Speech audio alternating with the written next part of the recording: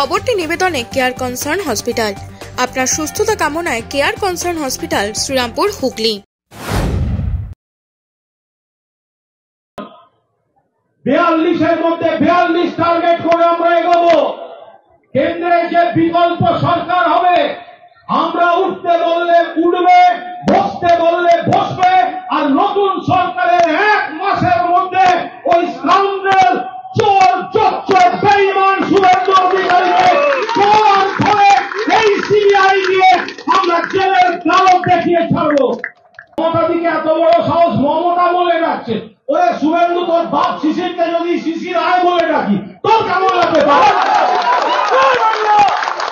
তৃণমূল যে এই রবীন্দ্রসঙ্গীত শোনায়, তাতে এলো না। এবার দলের নেতা নেত্রীদের আমাদের বলতে হবে, একবার একটা দিন, একটা অনুমতি দিন। মমতা ব্যানার্জি, অভিষেক ব্যানার্জি, তৃণমূলের কর্মীরা বাংলা জুড়ে তৈরি। কোন রবীন্দ্রসঙ্গীত নয়, রেজাল্টের দিন বিকেলে ডিজে বাজাবো সারা বাংলায়। যদি বীরভূমে ওই আবার নকুল দানা দিয়ে যদি জল না দেওয়া হয়, যদি আবার চরম চরম ঢাকের বাতি না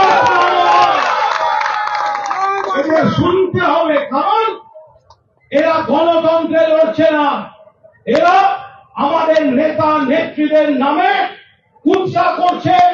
এরা সিবিআই, ইডি দিয়ে প্রতিহিংসার রাজনীতি করছে, একটা অপসংস্কৃতি তৈরি করেছে। কোন অবস্থায় আমরা এগুলো হতে দেব না। দুবার